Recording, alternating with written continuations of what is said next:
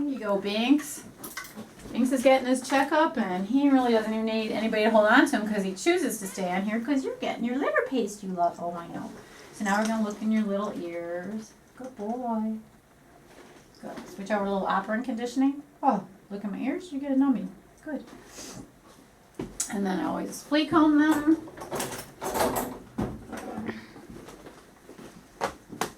As you can see, Rachel is not even hardly holding him because she doesn't need to.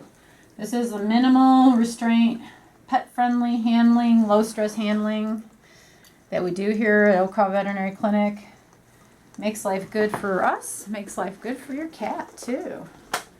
And all he's really getting, you know, the amount of volume of this liver paste by Kong is barely a teaspoon.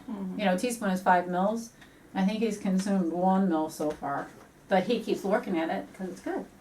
Can I check your temperature? I don't my ears messed I know. Some kitties do, some kitties don't. But as Rachel rubs his shoulders, it's an alternate technique. It helps to distract him, and then we immediately reward him. So he learned, okay, I put up with that little bit of nastiness, and there's something good in it for me. And we don't struggle with him. You know, if you noticed how we worked, he resisted, I stopped. He stopped struggling, then I proceeded. Don't keep pushing through the struggling. All right, then they learn to struggle, then it just gets them more escalated, and then you've got a mess on your hands. Yeah, so I'm going to feel your belly. Oh, what a good boy. Good. Your abdomen feels normal, colon is normal, bladder's fine.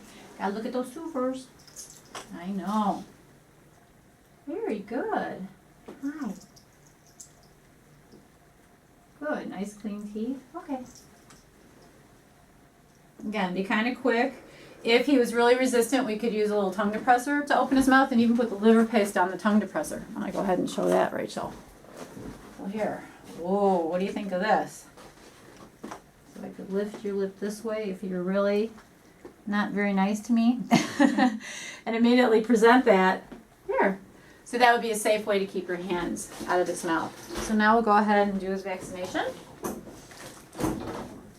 So he's getting rewarded continuously through this exam, which technically is what we call classical conditioning, so that he now thinks of the entire experience throughout everything, the table, Rachel touching him, me touching him, seeing the flea comb, seeing the thermometer, as I draw up this syringe. All these things are paired with something good. And that's what helps him to not be afraid, not be stressed out. And so she's really going to get him focused up there on the yummy.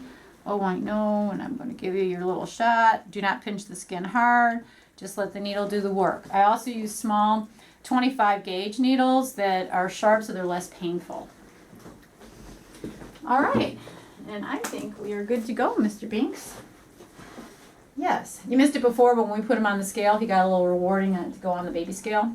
And as you can see, he'd rather stay here.